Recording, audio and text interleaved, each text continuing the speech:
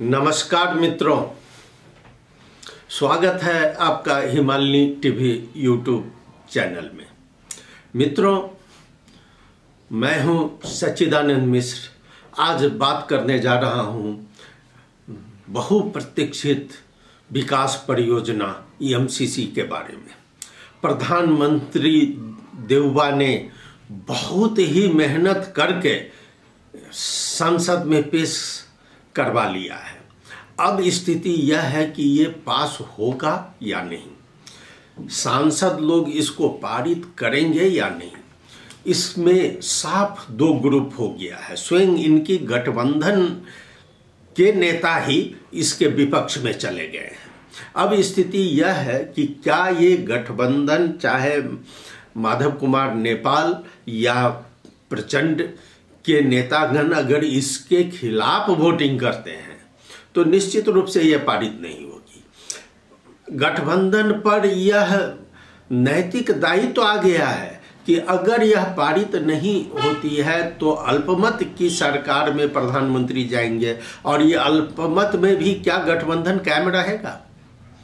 तो यह बहुत बड़ा समस्या अभी सामने है।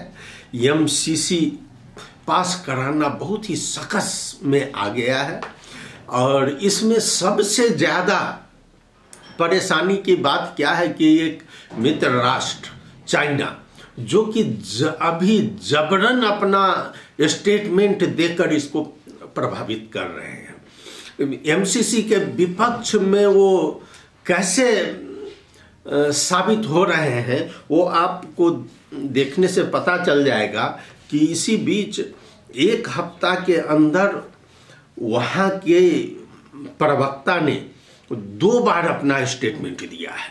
अब दोनों स्टेटमेंट इस प्रकार प्रोवोकिंग स्टेटमेंट है कि नेपाली जनता को उत्तेजित करती है इसके खिलाफ, एमसीसी के खिलाफ। मैं बता दूं, इसी में इसका ग्लोबल टाइम्स में कल ही आया है कि चीनी विदेश मंत्रालय की प्रवक्ता हुआ चुनिंग ने कहा कि चीन जबरदस्ती कूटनीति का विरोध करता है। यह कुछ दिन पहले उनका स्टेटमेंट आया था, और बुधवार को एक प्रेस कॉन्फ्रेंस के दौरान नेपाली लोगों को हमेशा की तरह अपना विकास पथ चुनने का समर्थन करेगा चीन, यह बात उन्होंने कही।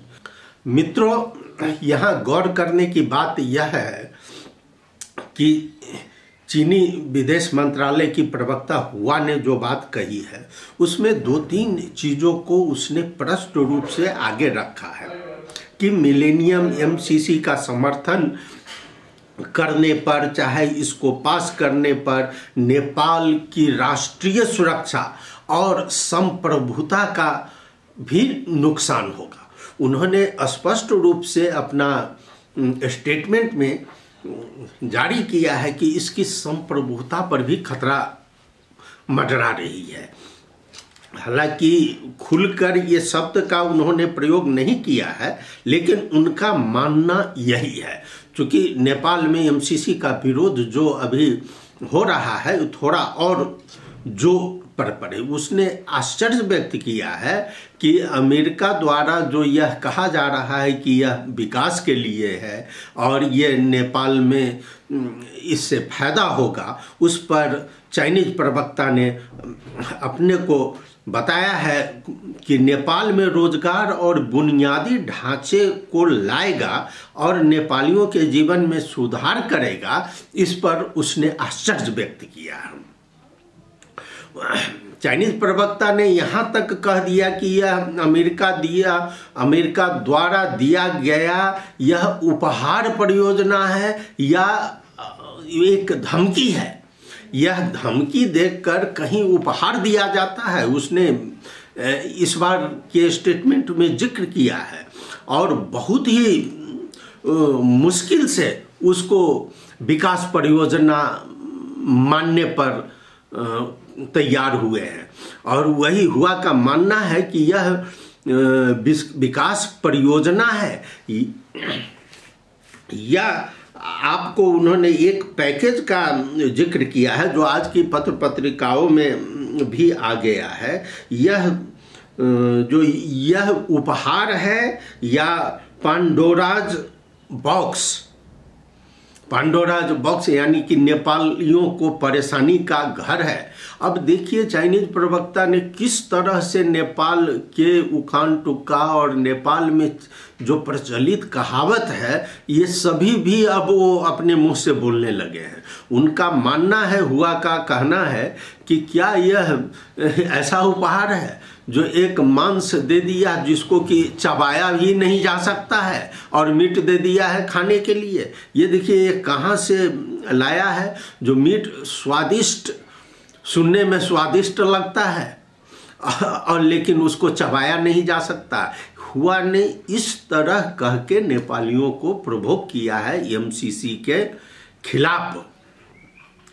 अब चीन का मानना है कि अंतर्राष्ट्रीय सहयोग को आपसी सम्मान और समानता के सिद्धांतों को कायम रखना चाहिए।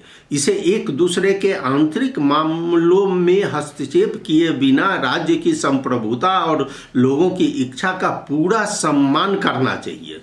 हुआ ने जोर देकर कहा कि अन्य देशों की संप्रभुता और हितों को नुकसान पहुंचाते हुए इसे कभी भी कोई राजनीतिक स्थिति या स्वार्थी हित इसमें नहीं जोड़ा जाना चाहिए। यानी कि अब चाइना को बहुत कुछ दिखने लगा है। वो अमेरिकन परियोजना के बारे में वो खुलकर नहीं लेकिन इससे स्पष्ट हो रहा है जो उनका कहना है कि ये नेपालियों पर जबरदस्ती थुपारा जा रहा है। उन्होंने BRI के बारे में कुछ नहीं चर्चा की, वो ठीक है, लेकिन एमसीसी नेपाल पर थुपारा जा रहा है, अमेरिका का दबाव है। हुआ ने कहा कि एक मित्र पड़ोसी और नेपाल के विकास भागीदारी के रूप में चीन नेपाल के लोगों को विकास के पथ चुनने में समर्थन करेगा और सहायता भी प्रदान करेगा। वो भी प्रलोभन भी दे रहा है, जिस तरह और देशों को दिया है प्रलोभन, लोभ देकर उसको कर्ज में फंसा दिया है, उसी तरह का प्रलोभन भी है। अब इनका वाशिंगटन से जो आया है इसमें स्टेटमेंट, चाहे उस दिन जो बात हुई यहाँ के नेता से, उस पर चीन को बहुत बड़ी आपत्ति है। नेपाल और अमेरिका ने 2017 में एमसीसी समझौते पर हस्ताक्षर किए थे। अमेरिका ने कहा कि यह सौदा बिजली की उपलब्धता और देश सड़क निर्माण, मरम्मत और इस काम में खर्च किया जाएगा। इस पर भी उनको आपत्ति है। कहा जा रहा है कि ये तो हो ही नहीं सकता है। ग्लोबल टाइम्स के जरिए नेपाल के बारे में ये बहुत कुछ इसमें उल्लेख किए हैं। उनका मानना है कि यह समझौता में, इसमें एमसीसी में कहा गया है कि बौद्धिक रूप से संपदा अधिकारी और इस पर लेखा परीक्षण का ये सब जो है सो नेपालियों के पक्ष में नहीं रहेगा, जो कि उसमें है। इस पर काफ़ी बड़ी शंका उत्पन्न की है चाइनीज ने। यानी कि आप जैसे कि देख सकते हैं कि नेपाल में अभी जो विरोध हो रहा है, बाहर रोड पर जो आ रहे हैं, तो अधिकांश चाइनीज समर्थक लोग, अब जैसे माओवादी के पक्ष से अब जिस दिन टेबल हुआ उस दिन महाराजी जिस पर कि एक बार बहुत बड़ा मुद्दा लगा था, तो संसद में ही खुलकर विरोध किए। और भी नेता माओवादी के सभी इसका विरोध कर रहे हैं। अब ऐसी स्थिति में शेर बहादुर देउबा क्या करेंगे, यह अब 2-3 दिन के अंदर देखने की बात है। या तो ये अपना कोशिश जारी रखेंगे, और इसमें 2-3 चीज़ है। जैसे एमाले से इनकी साठगांठ हो सकती है, इनसे दोस्ती हो सकती है, लेकिन एमाले का सबसे बड़ा शर्त है कि सभामुख को हटाइए, क्योंकि उस सभामुख के कारण ही एमाले संसद को डिस्टर्ब किए हुए अभी तक। लेकिन शेर बहादुर देउबा लास्ट में ये भी कर सकते हैं, अगर यह माधव नेपाल बाबू ये प्रचंड नहीं मानते हैं, एक जसपा पार्टी है जो कि अभी तक अपना निर्णय नहीं सुनाया है, तो उपेंद्र यादव जी भी चुपचाप हैं, जबकि इन्हीं के नेता पूर्व प्रधानमंत्री बाबूराम भट्टराई खुलकर एमसीसी के पक्ष में आ गए हैं। तो कुछ जो संख्या है उनके पास भी है और यही पार्टी विभाजित है कि एमसीसी को समर्थन दे या नहीं दे। हालांकि उपेंद्र जी अभी तक चुप में है। नेपाली कांग्रेस के आप माने तो आज ही मिनेंद्र रिजाल जी ने कहा है कि भाई यह एमसीसी जो गठबंधन वाले कह रहे हैं कि अभी नहीं, इसको कुछ दिन बाद चुनाव के बाद हम पारित करेंगे। मिनेंद्र रिजाल जी ने स्पष्ट कहा है यह कैसी धारणा है, जो चुनाव अभी ठीक नहीं है, चुनाव के बाद एमसीसी ठीक हो जाएगा। यह नियत ठीक नहीं है इनके गठबंधन की सरकार का। और मिनेंद्र रिजाल ने स्पष्ट कह दिया है कि हम लोग इसको पास कराने के लिए जो भी होगा करेंगे। उधर आपको लोसापा कल ही पास कर चुका है, वो अपने अध्यक्ष महंत ठाकुर जी को अधिकार दे दिया है और वह पास करेगा, वो इसमें समर्थन देगा, एमसीसी के पक्ष में समर्थन देगा, क्योंकि उसके नेता लोसपा के एक नेता केशव झा ने स्पष्ट रूप से कह दिया है कि प्रधानमंत्री को गठबंधन की कोई आवश्यकता नहीं है, अगर गठबंधन टूटता है तो तोड़े, लेकिन एमसीसी चूंकि विकास का मार्ग है वो सफल होना ही चाहिए और इसको पास करना ही चाहिए। इधर कई सारे उद्योगपति भी अब अपना मुंह खोलने लगे हैं। हमने बात किया एक उद्योगपति अनिल केडिया जी से।